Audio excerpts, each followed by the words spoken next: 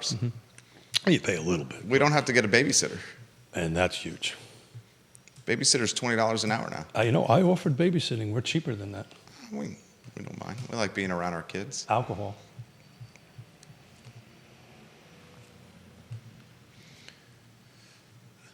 Good Friday morning, guys. My name is Jerry Miller, and thank you kindly for joining us on Real Talk with Keith Smith. So much to cover in the real estate space. We have some breaking news on the I Love CVille Network as it regards to the new zoning ordinance and Judge Worrell's ruling. The lawsuit against the new zoning ordinance, a portion of it, may move forward. Are we heading to a jury trial? Only time will tell. One thing is certain, with the new zoning ordinance basically being potentially on ice right now, why in God's name, if you're a developer, would you like to pursue the new zoning ordinance in any capacity right now until clarity is offered? So much to cover on the show, including Violent Crowd movie theater, an unshaky future for what is the third movie theater in the city of Charlottesville. I guess Stonefield is technically, Regal is technically in Albemarle County, but let's cut to the chase. Can this market support 3 movie theaters?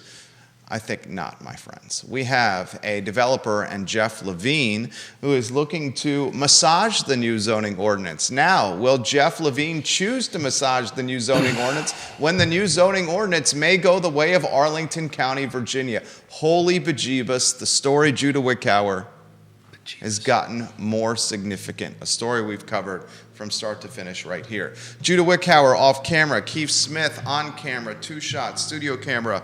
Real Talk with Keith Smith. There's the namesake, Keith Smith. Good Friday morning. I'm just focused on the bejeebus. Is that like a real word? No, that's a Jerryism. Much like a Keithism, which is what, 1,100 grand? 1,100 grand, yeah. Is that what it was? Well, it was over 3, so I got really confused on that. We could tap into all that stuff. I will be your sounding board and offer my opinion. But what I did want to kick the show off a little bit with is, we've got new leadership at CAR. Oh, right. CAR. What's CAR stand for? Charlottesville Area Association of Realtors. Okay. Look at that. I did that. A real estate association. It's a real estate association. Our local real estate association. So Josh White is the president. Ann Burrows is the outgoing president, so she'll be there. But Amanda Spagone is the president. Spagone, thank you. Daughter of Rick Spagone, a Phi Kappa Psi at the University of Virginia, a baseball player at the University of Virginia. I was a Phi Psi at UVA. And Rick Spagone, a tremendous ping pong player. And we're in table tennis player. In the same KW universe, and you'd think I'd remember her name, pronounce her name right. But she's the 2026 president, so we've already elected that. And which I'm most excited for is our dear friend Woody Fincham is the treasurer for 2025. I'm excited. We call this Real Talk for a reason because we kind of get real sometimes. I'm happy for them, but they're about ready to hit some heavy seas and heavy winds. Do they get paid to work as elected officials in CAR? No, this is volunteering at a time where real estate is trying to find itself, trying to find the proverbial lighthouse, trying to find its value proposition. So before we get into the other breaking news on all that stuff, we've been calling this, I've been talking about this, we've been both talking about this, I guess since 2019 is the shift in our industry. The commission situation really isn't a big shift, right? Since 2012, we've been required to do this by state law, is to have buyer-broker agreements in this conversation. The decoupling of the trifecta of associations in order to belong to a local association, that's going away this year. I'm going to predict that this year. I've been talking about it for a while. These folks are going to have to take that head on, going, what does that look like? And I will say this, I'm encouraged because when our dear friend Woody Fincham is the treasurer, because building budgets going forward is going to be extremely difficult, particularly when you're not required to be part of these associations to operate in the MLS. Some people will choose not to do that, and income is going to definitely go sideways. But the big things are going to be hitting. Neil Williamson, welcome to the program. Neil, check the email that I just sent you. That's right up your alley. Gary Palmer, Getty Up and Get Ready. Is there should we talk MLSs or no? Sure, we can talk whatever you want. Are there any MLS competitions going on right now? Yeah, so that was the big thing. These are the big things that are going to be hitting their ways in the next 12 to 24 months. Decoupling, how to enforce this buyer-broker agreement, because the The settlement puts this down, and NAR has pushed this down to the local association. How in God's holy name is that going to happen on that end of it? And I've been talking about this since 2019. There, this consolidation of large regional MLSs, I think is going to happen, and you're going to see that happening, and we're going to end up with some large MLS that's going to be wrapped around our little donut hole of Charlottesville. So all this is coming. All this stuff is hitting these guys. Woody's going to have to work some of his appraisal math magic. I was wrong last year. I said we were going to lose a bunch of agents this calendar year. I was wrong because I did not take into consideration the trifecta. The renewals. The trifecta requirement. Once that goes away, but I'm going to be positive here for a moment. Logan Wells-Claylow, hello, welcome to the broadcast. I got so many questions. My questions are very more pointed. I don't try to get pointed on Real Talk with Keith Smith. I save that for the I Love CVille show. You can do that. We've been talking about shifting our platform a little bit here. Yeah. Well, let me get this out. Yeah. I'm super encouraged. Josh White, super sharp person. Josh White, fantastic. Last time I saw Josh White, he shaved the beard. Yeah, and Josh White is he looks like Wolverine from X-Men. They put this man on the cover of a magazine. What is it, the world's sexiest guy? I mean, you said that, not me. I just said put the man on the cover of a magazine. There you go. Those were your words. There you go. But we've got some real good leadership in place to go ahead and wrap this. So just give them a little bit of support because they're sure in God's holy name are going to need it.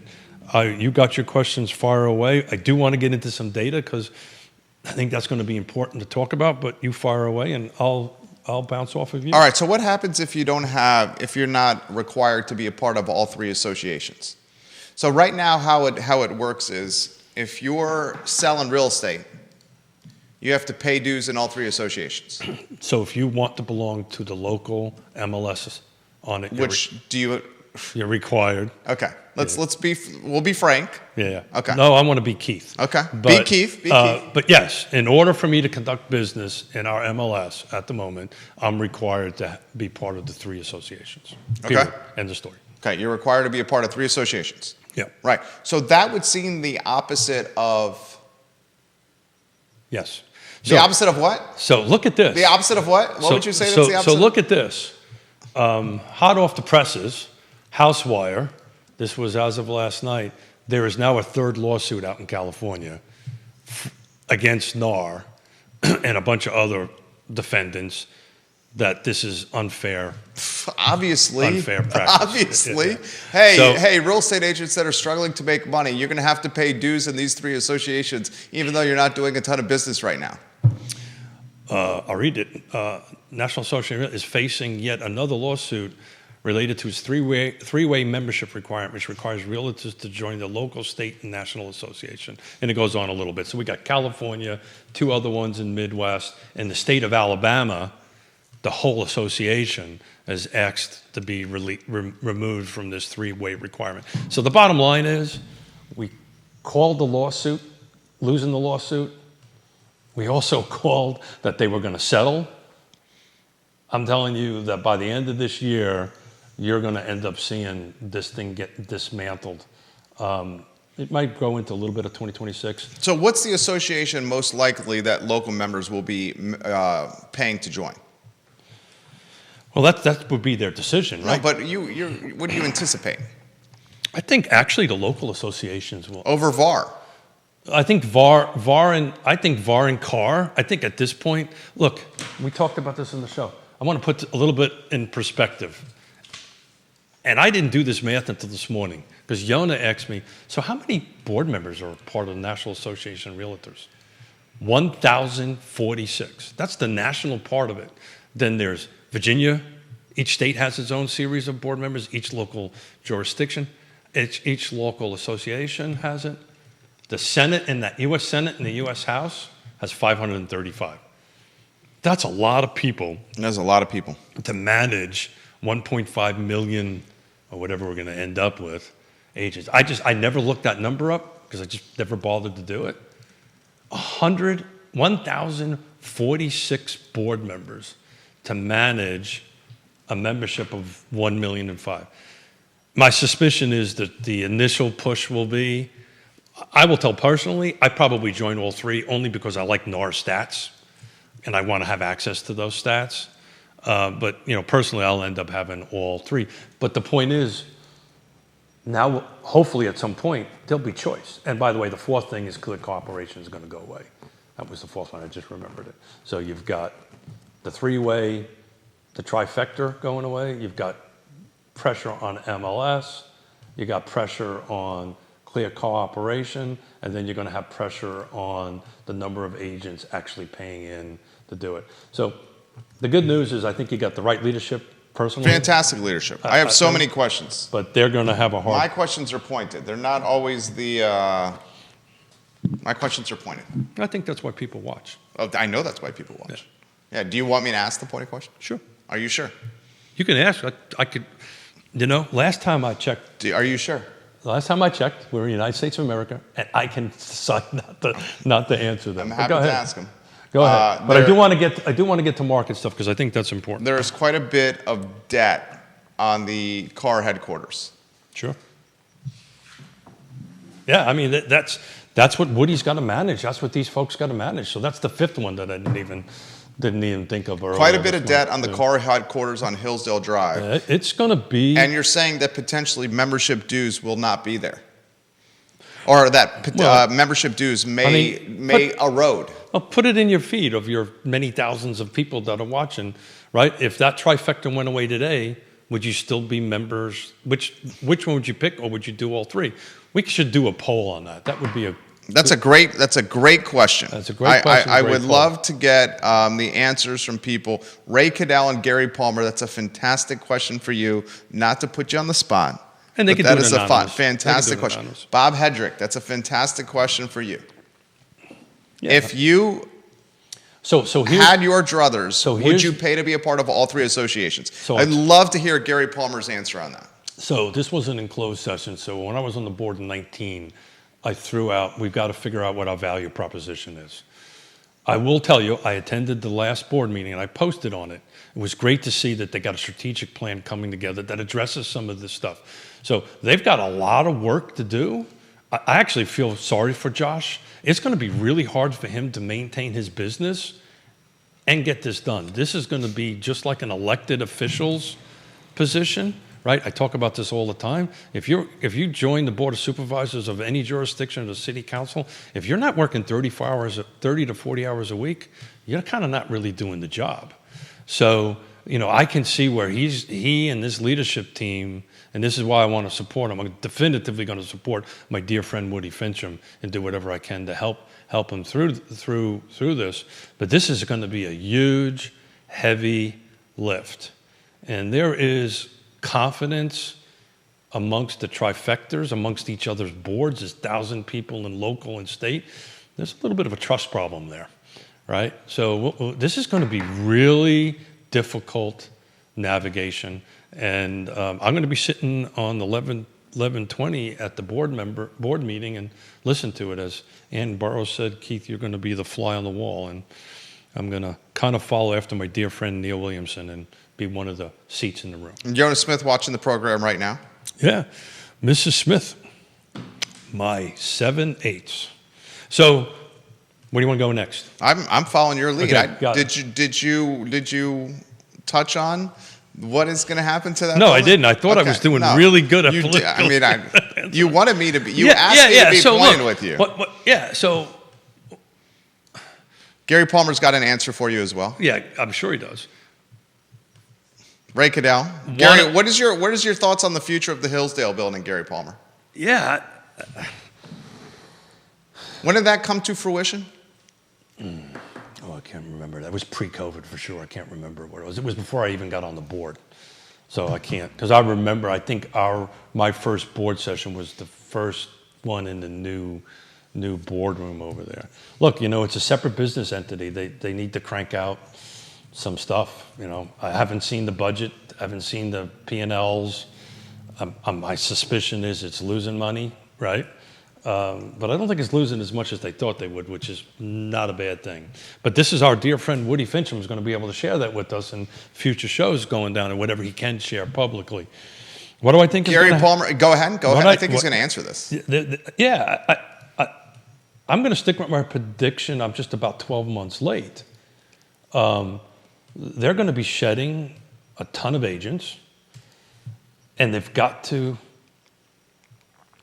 2 years ago, Yes Realty Partners saw this coming.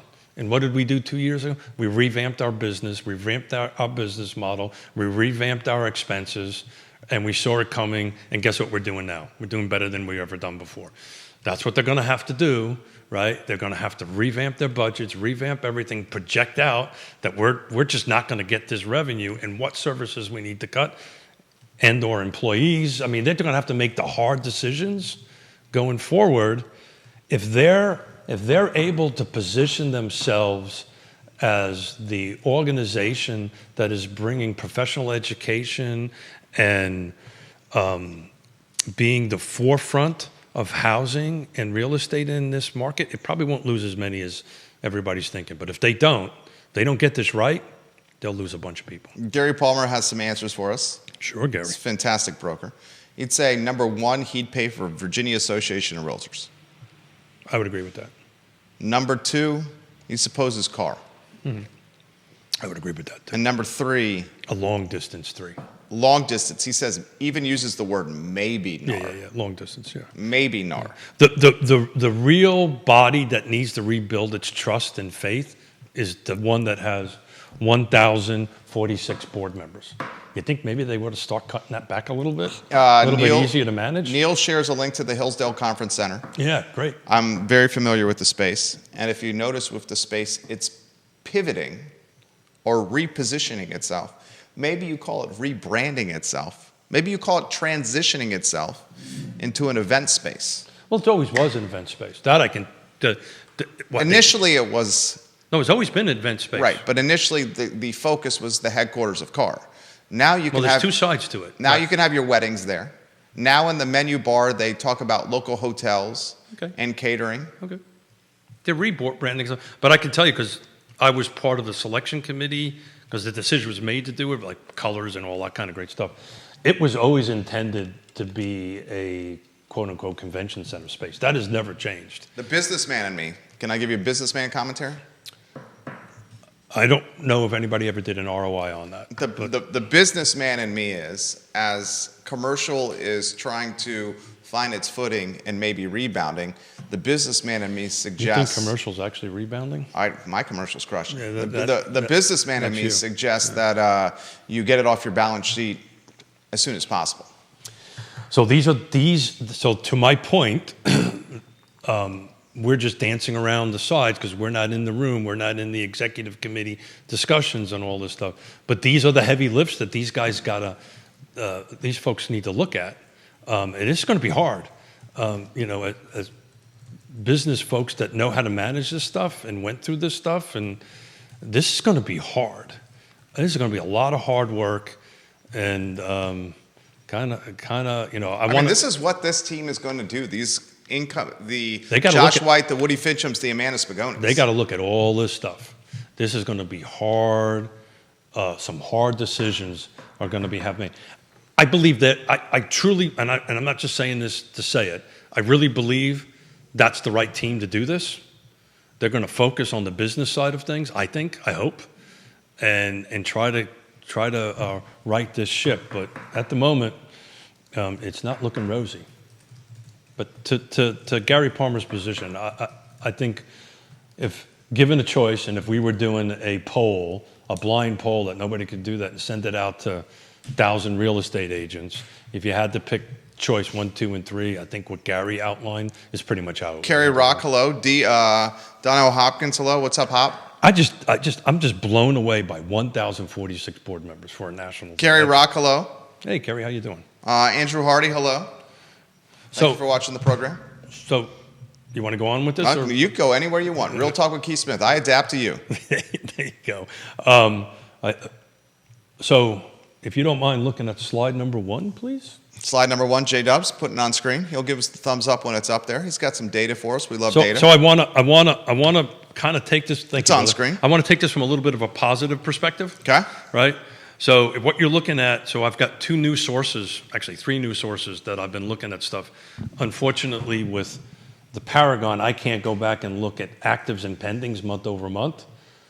But between Realtor, Axios, not Axios, Altos, and another one I call KCM, I'm able to go ahead and do that now and actually look at what we actually had active and pending. So what you're looking at, these are new listings. These are listings that came on the market.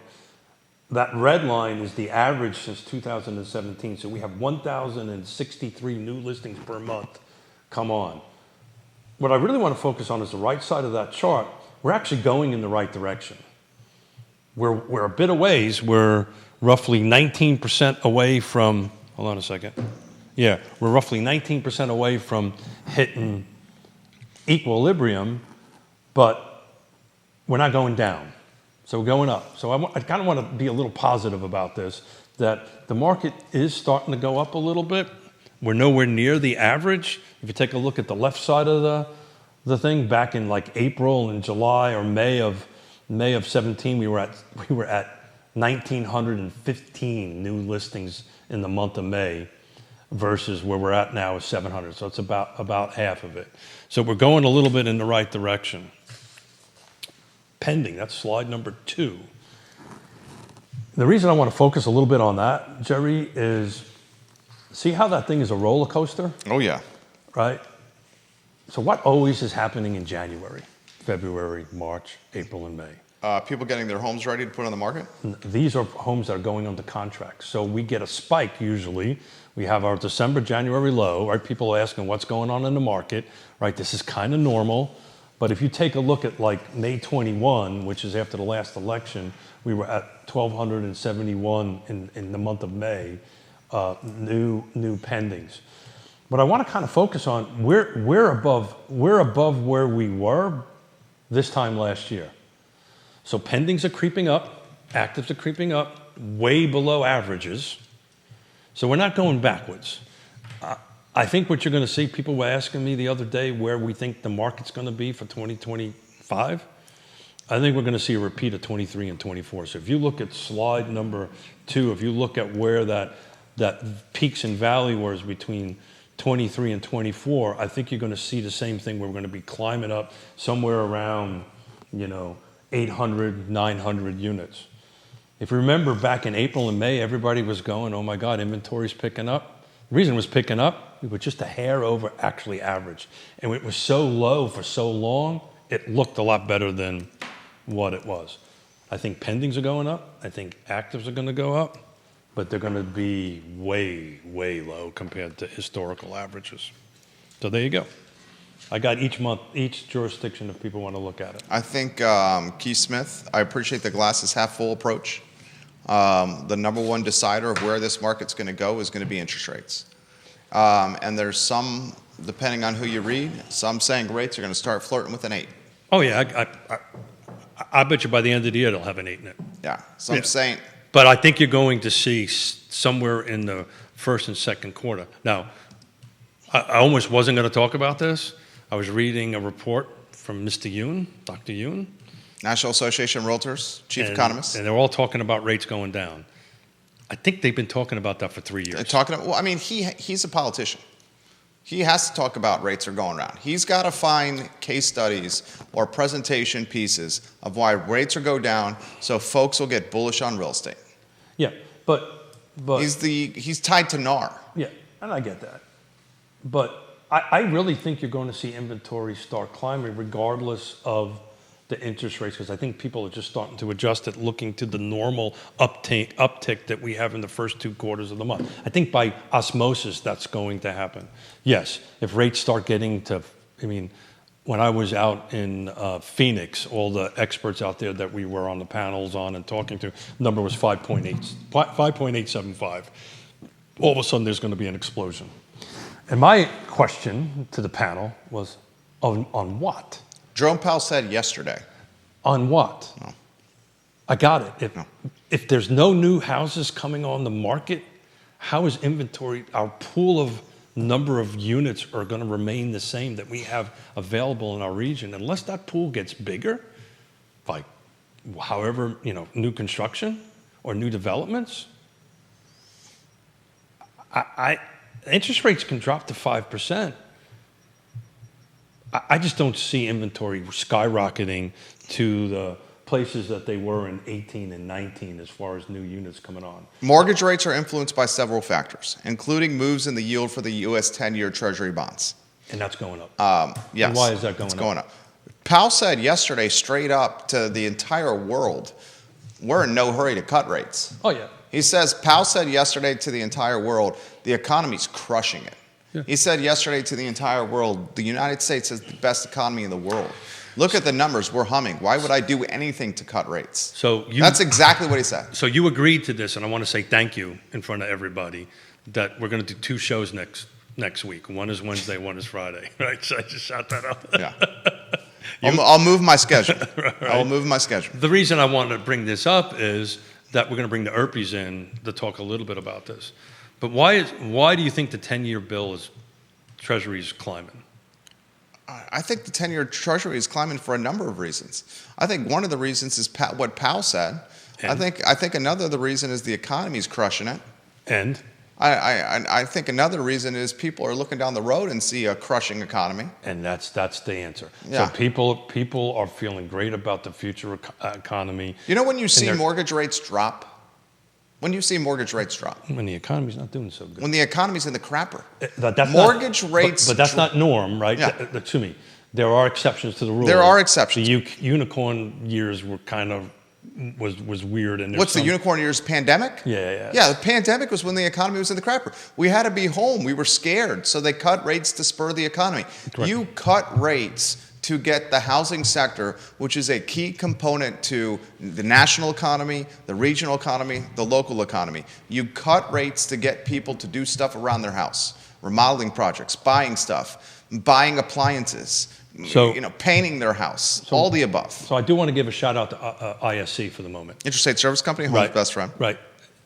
Wells family. I'm predicting that you're going to see inventory Friends grow. of the show. You're going to see inventory grow. Man, I'm going to push back on that. I'm telling you, you're going to see, because it historically does it. It's just the volume, the amount is going to be different. So right now, November and December, if you look historically all the way across the line, it's usually our flatline months. This is the time to reach out to folks like ISC and start getting your home tweaked, because the housing market right now, if it isn't in great shape, right, is not in the right location, price, features, condition, doesn't matter about timing, because those things are just not going to work. So you want to get somebody like ISA in there and get your HVAC system cleaned up, painting, whatever those items are that your trusted advisors is going to tell you, your real estate agent, to go ahead and put it on it. Because I'm telling you, there will be an uptick in it. It's just not going to be 1,900 homes. Hold on a second, I'm looking at the wrong slide. Online on intrastateservices.com. Yeah, it's not going to be 1,000 pendings. It's not going to be 1,200 pendings. It's going to be maybe 700, 800, 900. We won't break. When we do the show on May of next year, I'm pretty sure you won't have over 1,000 units, regardless of what the effing interest rates do. It'll help. It'll make it go faster. But if you don't bring more inventory online, I mean, Yonna said I'm not supposed to say this, so I won't do it. I'm not an educated man. Why do you say that? Because I'm not. That doesn't matter. I got kicked out of high school. Dude, education is not tied to learning. Yonna yells at me all the time. Learning in a room. Yonna yells at me all the time. Education is tied to experience. It's tied to instinct. It's tied to nuance and savvy. I got enough grade, trust me. The street smarts. Yep. So unless I don't like when you do that either. Yep. Thank you. So unless we increase new units, it's just supply and demand, right? The price is going to go up. Inventory will go up. I mean, we're looking at flirting at 8, and still houses are trading. We were at 8, last year or whatever it was? October. Yeah. And houses were still trading. There's going to be people out there that are going to be able to buy. How much have values increased this time last year to this year?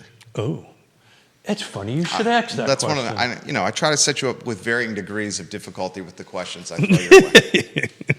That was the underhand floating pitch for you to look good in the Grand Slam. Thank you. So I've thrown a couple 100-mile-an-hour fastballs. Yeah. So which?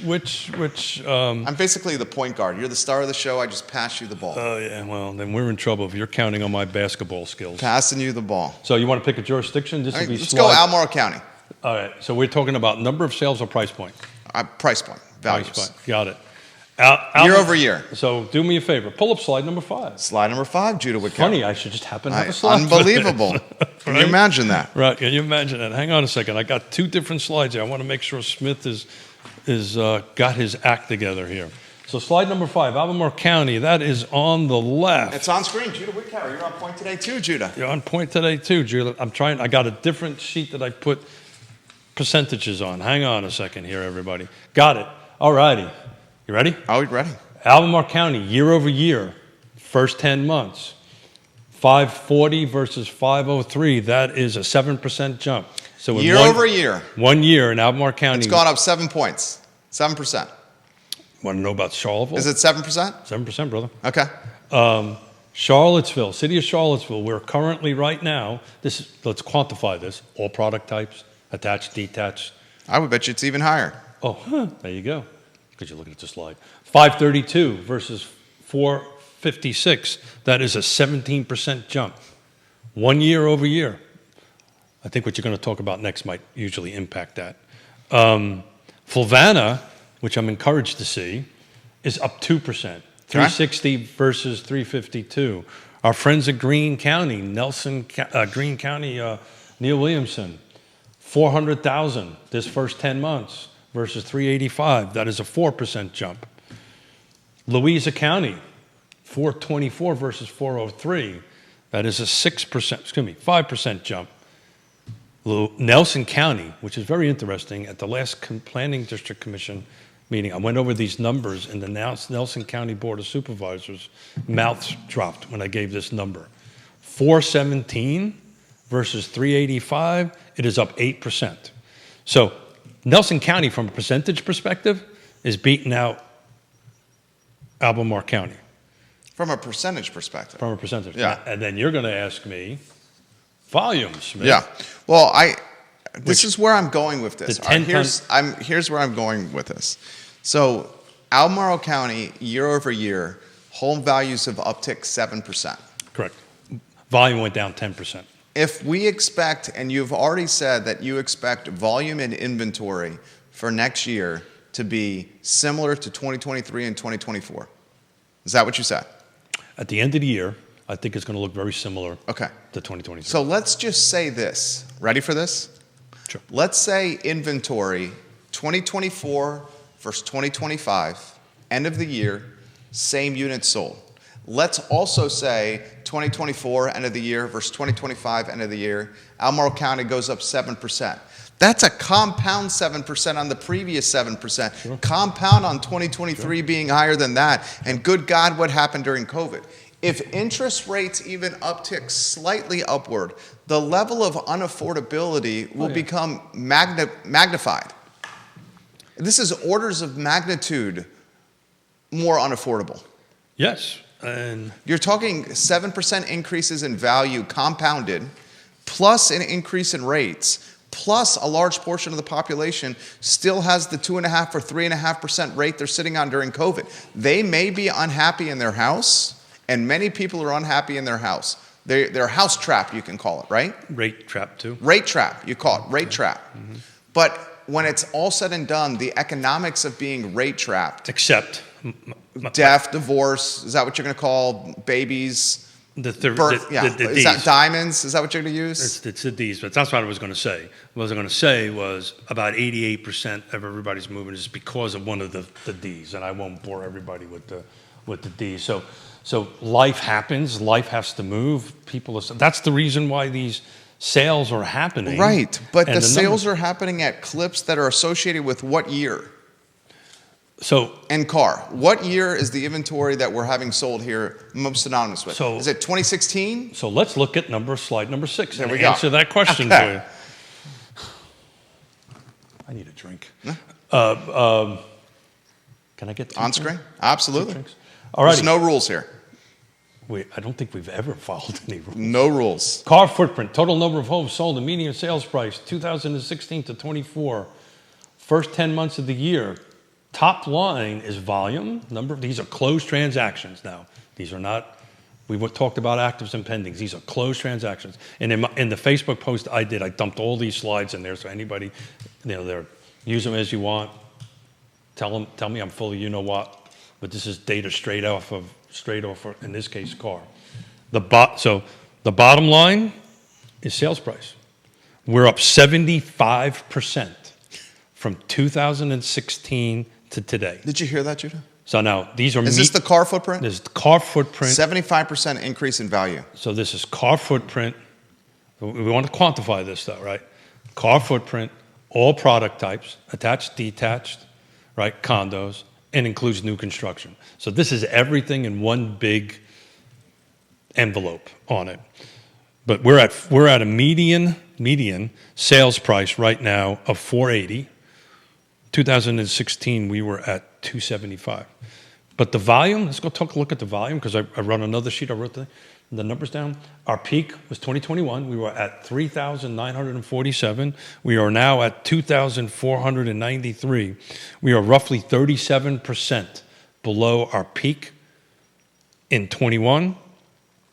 And we are 16% below 2016. Those who have watched the show know I can't go past 2016 because the data gets wonky and I don't trust it so much. So that's the reason I picked 16 going forward. I think you got to chase that a bunch of years to get to the same volume. The data just isn't reliable out there that we have on it because we switched in 2016. So can I jump in here? No. I'm good at being succinct. Did that work? One of my talents is communication, succinct communication. From 2016 to 2024, that is an 8-year period of time. Yep. Mm-hmm. And that 8-year period of time, values in Albemarle County have appreciated 75%. On a median. The median values. Median values 75%. On all product types. If you start diving into different products. You're not being succinct. 75% median value in an 8-year period of time in Albemarle County. I thought it was a human. Have salaries and compensation from employers. He said I stink. Increased 75% in an 8-year period of time. Yeah, sure. No, they have not. I was talking to him. I didn't hear what you said. Have salaries increased 75% in an 8-year period of time. So what does that mean? Houses are expensive. It means the average, and we have to bring on a lender. It means folks that are buying these houses are folks that aren't necessarily here in the 8-year period of time from 8 years ago. Yeah. And I know you keep saying this has always been happening. This has always been happening. This is the history of Central Virginia. And it's happening at an exponentially greater rate now. Yeah. And we've been talking about this for a while, right? And so this is a new news to anybody who's in this space. What I'm trying to do is give some basic information. So people that might not want to buy because they're worried about valuation, you don't need to worry about valuation because we just proved in 8 years values are continuing to go up. Yeah, Kevin Yancey, your bearish take on housing values. I appreciate your viewership and listenership of all our shows. Yeah. I look forward to your comments, Kevin Yancey. You're a valued member of this family. Yeah. But your bearish takes on home values is just not in today's reality. So he's thinking values are going to go down. Yeah, he says they're unmaintainable. No, but the where matters, right? So good example of this is with the where matters. Can we compare two expensive areas? Well, and what's happening sales-wise? That's what I'm going to try. Traction-wise. That's what I'm going to try to do for you right away. Because I follow these very closely. Yeah. Slide number 9. So that's my home county, Fulvana County. We've increased, but rather flat, right? So I talked about it. Another thing, I think it was, hold on a second here. I got way too many slides here, and I'll let you be succinct. Fulvana County was up 2%. So this time last year, we were at 354. We're now at 360 is the median. But if you take a look at the right hand of that chart, it's kind of a nice and even climb. That's kind of what you want to see, right? None of these spikes. But you take a look at, go on to slide number 8, which is, let's call it the city of Charlottesville, because that had the largest percentage rate. Take a look at the right side of that climb. It went from, that red line is just skyrocketing up. Inventory is going up too, by the way. Inventory is plummeting in Fulvana County. the number of units selling, if you go back to slide number 9, Judah, take a look at from 2021 to 2024, the drop of units. We went from 537 to 281. But our prices are kind of moving up nice and gentle. As somebody who likes to see a healthy market, that I like a lot better. These roller coasters up and down are generally not healthy. Look at Nelson County, slide number 10. Inventory plummets, 386 in 2021 to 210 in 23. We're still falling at 205, but look at that shot up in price. That was COVID. Everybody wanted to live out in Nelson County in COVID and then realized, oh, I got to go back to work, and started moving. Jason Howard, Jerry Miller, it sounds like you're saying in 2025, that will not be the year we see school bus service in the city or county get fixed or public transport in general getting staffed out. 1,000%, that's what I'm saying. In fact, I'll take it even a step further. 2025 is going to be considerably more unaffordable than 2024. And 2024 was more unaffordable than 2023. And it's getting to the point, and I say this all the time on the 1230 show, that this isn't a 40-hour week area of work. This is a 60 to 80-hour week of work area, Albemarle and Charlottesville specifically. And the folks that are going to be squeezed out of this Albemarle County and the city of Charlottesville are going to be the folks that are working frontline jobs. Those frontline jobs, public transportation. And you act as that's new? I know this isn't new. I'm saying that. I'm saying this is happening at a more aggressive clip than ever before. I don't have those slides in front of me, but there was to go back to inventory. New inventory matters. Keith, we just saw a 7-year appreciation of the median home value in Albemarle County, and that 7-year appreciation represented $35,000 uptick in price. At the same time that interest rates are upticking, at the same time there's no inventory. I don't have time to look this up on Google and think and chat at the same time. I would love to see what the AMI was in 2016. Area median income according to HUD, I can find that for you. Because we're now at 120. That would be a good relational number to take a look at, in my opinion. You know where we were in 2000, I can find you that. 2016. We know we're now at 124,200. 124,200. I suspect when it comes back out in April-ish, it's going to be higher. I think it's going to be higher. No question. It went in 2023 from 100. Jerry, why do you? This is exactly. You ready for it? Yeah, what is 2016, the area median household income. It was like income, 80 or something. I bet. 92,000. Yeah. So it's 124,200. Yeah. The median income, according to HUD, in an 8-year period of time, has increased by $32,000. And somebody who can do quick math and spreadsheets could figure out the ratios and so forth and so on out that way. But it didn't increase 75%. That's the point that I think you're trying to make, and that what I'm trying to. That's the point I'm making. Look, we're on show 753 or 4 or something like that. We should say this succinctly for the viewers and listeners, and I get out of your way. And Judah, you should hear this. In an 8-year period of time, from 2016 to 2024, the family median household income in the Charlottesville, Albemarle, Central Virginia area was $92,265. In 2024, that income, family household median, is $124,200. We're going to use round numbers and say that's a $32,000 increase, Judah, in family household income. $32,000. This happened over an 8-year period of time where home values appreciated 75%. The incomes can't match the appreciation. Yeah, I got it. So that's the problem. How are you going to fix it? It's the reason why I was trying to say earlier, I'm trying to do the percentage gain in the city of Charlottesville from 280 to 532 here while I'm saying this thing. It's why I'm on 3 different boards. I mean, I'm just going to be honest. I flirted with a minute of putting my hat in the ring for the car board, incoming president. I didn't do it for a couple of reasons. Whoa. Right. The real reason I didn't do it is these other boards I'm sitting on that were diligently trying to work to solve this problem, particularly the land trust. And, there's a reason why I ring the bell. If I had $10 million, I could do a ton of work with the land trust. But this housing affordability is a problem. I'm trying to pull an old slide up here because I did this for a show that we never did on new construction and comparing in Albemarle County the new construction cost of attached versus detached. And the reason I wanted to bring that up, and I don't have the exact in front of me, Jerry, but there was this spike in the last several years of builders and developers building and bringing to market quite a bit of attached product. And what happened in the attached product, when you track that, as that came on and you track the value of it, the value percentage is flattened out.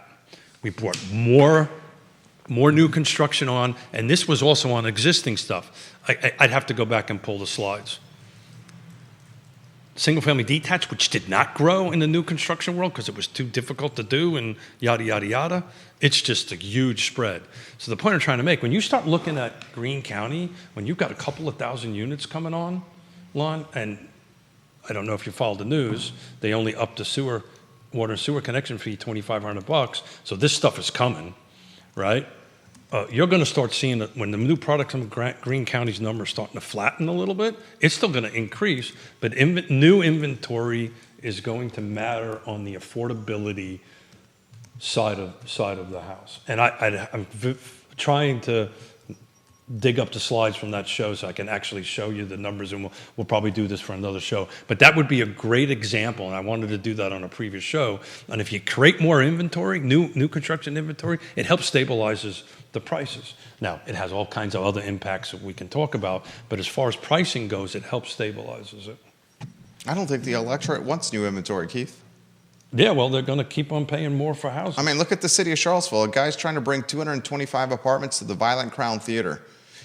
And everyone in the city of Charlottesville revolted against 225 apartments because they wanted an indie movie theater to stay in its place, despite the same people not supporting the indie movie theater with their paying money, with their income. Yeah. There are examples everywhere in the city of Charlottesville that is screaming for more housing because of affordability issues, and then when more housing is being proposed, they shoot it down. Somebody check my math on this. Could it be a 90% increase between 280 and 532? What is this, 2026 to 2024? Yeah, 280 was the median sales price in Charlottesville in 2016. We are now at 532. I think my math is right. That's a 90% increase over 280. Check my math on that. 280,000, you're saying times 1.9? Yeah. 90% increase, 532. Yeah. So it's a 90% increase. It's Yeah. the price. 280,000 Yeah. times 1.9. Yeah. So I got it right. Is 532,000. Yeah, I got it right.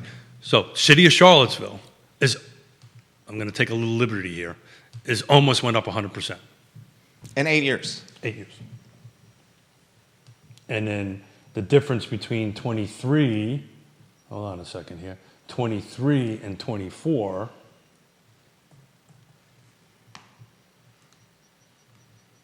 roughly 17%. We've got a 17% jump, which is, I think I wrote that down someplace else. I did, 17%. Look at that, 17%. So anyway, for a future show, I will come up with some charts on this because I really want to figure out a way for us to have this debate and this discussion about how new construction inventory can impact the market. So I'm gonna have to do a little research. When I was in this thing in Phoenix, and we're talking about in Texas how prices are stabilized. I know the community doesn't want it, but unless they're good with 90 or 100% price increases, and maybe they are. This is what I'm gonna follow. How Greene County residents are gonna respond to this new housing. What are they gonna respond to? Let's see how they respond. But what? Let's see how they respond. What's to respond to? There's more housing? They're all. They're in the pipeline. Yeah. Let's see what happens when decisions have been made. When the housing is built. Yeah. Let's see what happens. Well, I will tell you, I know the Nelson County Board of Supervisors are shocked on the median sales price. I think it'd be the same thing on Greene County. the bottom line is, people are moving. We're here to help them. Oh, you guys kill it. Yes Realty Partners is crushing it. We're trusted advisors. To the point of the discussion we're having now, sometimes you got to tell people what they don't want to hear. You got to have these hard discussions on it. I think that's something we do well. Oh, yeah. What's the Guthrie saying? Disappoint you now than disappoint you later. Absolutely. I'd rather disappoint you now than disappoint you later. Absolutely, 100%. But you need your trusted advisors. Real estate is always these 6 things. I keep on beating it over the head. But, at the end of the day, you got a big show to do at 12:30. It is 11:14. I've got a 11:30 for a client meeting on that stuff. The supervisors and counselors watching the program, we appreciate you watching the show. The agents watching the show, we appreciate you watching the show. Got TV and paper watching the program and digital media watching the show. We appreciate you guys. Keith Smith, with a large audience, some closing thoughts. Yeah, so if you wanted to chat a little bit about the judge's ruling, ultimately, I suspect that's going to go up the chain of command, eventually ending up in the Supreme Court. I can tell you from a market perspective, and there are a few projects in the pipeline, but I can tell you from the people that I talk to, most people just don't want to do stuff. People do not want to do stuff in the city of Charlottesville. It's too complicated. It's too laborious. This is only going to make that worse. People are just not... to your point, why would you come here? Right. Put a plan in place in January, and by November, the plan's been shot apart like Swiss cheese. And which we told them it was going to happen. And most of the people, entities that do this for a living, we're all sitting on the sidelines waiting for something to happen. And something is happening. Back on the movie theater, this news that you broke could impact that deal. Dude, it's huge impact on the theater. He's doing a plan based on the NZO. Yeah. And now the NZO is heading to a jury trial. Not to get into potentially. Not to get into the weeds, but this has the potential of growing crazy. So let me give you a quick little zoning thing, right? So Fincham County, right now, is looking to remove, and I'll try to be succinct, is looking to remove its cluster development as a by right? So it has the right to do that. The Board of Supervisors of Fincham County are looking to remove the cluster development is, if I got 100 acres, I can carve off 60% of it and then put a bunch of homes in the remaining balance, right? So your density goes up. They're going to change it to 5 lots maximum, right? So what's happening right now in Fincham County? Tell me. People are submitting applications for cluster developments out the gazoo. Why is that? Because once I'm in the system and accepted into it, even though the judge may change all that stuff, the rules that are on the table right now apply to me.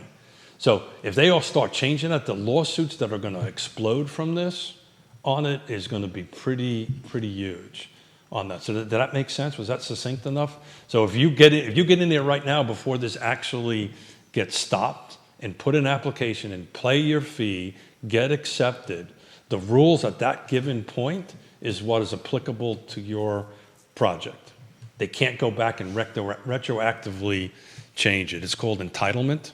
Then you would end up having the project. So you're going to see potentially, based on this breaking news, people that have been in the periphery might start throwing stuff in. So back to the... I don't see that happening because they weren't throwing anything now. 100%. I think what's going to happen is it's going to create more distrust and uncertainty, and it's going to create a feeling of incompetence, a sense of incompetence. Look, thank God I didn't lose my mustache on the bet with Neil.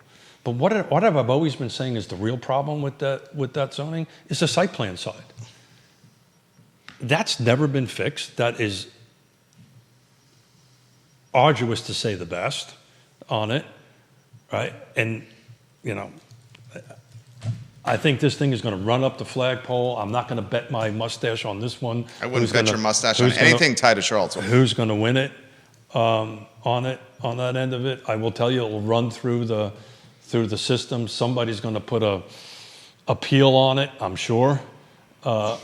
And back to the guy or the entity that's buying that. The Violet Crown. He's got it on a contingent purchase agreement. 100%. Yeah. Well, nobody in their right mind would ever buy a piece of property like that without some sort of contingency on it. So it'll surely be contingent on him being able to do what he wants. It's going before BAR next week. Yeah, yeah. So it depends on, and I don't know where it is. It depends on where it is in the application process. So Early stage. But if it's been accepted, Jerry, this may not impact that project. It hasn't been accepted. Has staff accepted it as a complete application and meets all the criteria? And has it started to go through the process? If the answer to that is yes, whatever's on the books now is going to be applicable. You're saying he's going to be grandfathered in. But what's on the books now is not what he needs. What's on the books now is 13 stories, and he wants 18. So what's on the books now doesn't Which pencil means out. he's either doing a rezoning or he's doing an SUP. No, yeah, exactly. He's asking council to change what's on the books now. And council has no idea what's going to be on the books now because now there's a lawsuit challenging what's on the books now. This is a crap show, So which we'll talk about at 12:30. Got it. I'm actually going to reach out to Valerie Long. Please. And make sure. She should come on the show. Exactly. That's what I'm going to do to bring her on. Because I'd like a really super clear legal answer. I've been doing this for 40 years. The rules have always been, if the rules are X and I submit an application to go through a rezoning, to go through a site plan approval, the rules that are applicable at the time that my application is accepted is what is applicable for that process. They can't go through later on and say, well, it's changed. They have to rule on it, or they have to. Now, they can reject it for myriad of reasons, but it has to be allowed to go through. And will the contract purchaser go, like, this is BS? This is, that's what he's going to do. I'm not, because he already did it at the Artful Lodger site. 100%. He literally did that. 100%. I'm not spending hundreds and hundreds of thousands of dollars, because that's what it's going to cost to go through this. But from a legal perspective, again, I'm not a lawyer, but from a legal perspective, and Neil would probably know this better than anybody, from a legal perspective, once it's in the system, those are the rules that are applicable at that particular time. So much to cover, guys. So much to cover. Okay, it's you gotta go do your show, and I gotta go do an appointment. Real Talk with Keith Smith, guys, online at realtalkwithkeithsmith.com. Click the Partners tab. Support the people that support the show. 2 shows next week, Wednesday and Friday. So a little bit of just toss this out there. Questions for the viewers and listeners. You know, if you've been watching a while, you know, Jerry and I have been pushing against each other a little bit on stuff. I'm loving it. I'd love to hear what people out there are liking. They're loving it. Well, I don't see what you're looking at. Yeah, they're loving it. It's not vanilla. They're loving it. That's how it is on television. I wanted to shake things up a little bit, and for us look at both things. But I want to say something. Yeah. I love you. Same. Absolutely. I mean, it's all content creation. You know, if the rest of the world could kind of do this. Yeah. We're just talking. It's amazing how that works, right? It's just talking. Judah Wickower, Keith Smith, Jerry Miller. Real Talk with Keith Smith on a fantastic day to be alive. 12:30 p.m. for some breaking news. ILoveCVille.com for some breaking news on the new zoning ordinance. Judah Wickower, close her down, baby. That was fantastic. Thanks, guys.